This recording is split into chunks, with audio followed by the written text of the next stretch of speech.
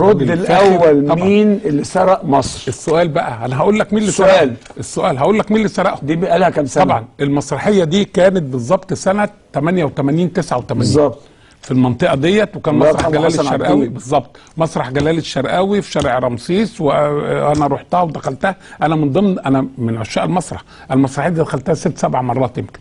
مسرحيه على الرصيف، مسرحيه دستور يا سيادنا، والكباريه السياسي بتاع جلال الشرقاوي حاجه فاخره، لان انا دماغي في المسرح والموسيقى العربيه والمنطقه دي يعني. المهم اللي سرق مصر بقى السؤال، انا هقول لك مين.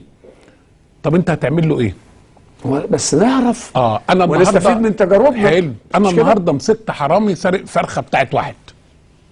اخد منه الفرخه واروحه؟ لا. ولا اخد منه الفرخه واقول له عيب يا قليل؟ لا مش عيب، ما خلينا احنا مؤدبين. عيب يا ولد ما تعملش كده تاني.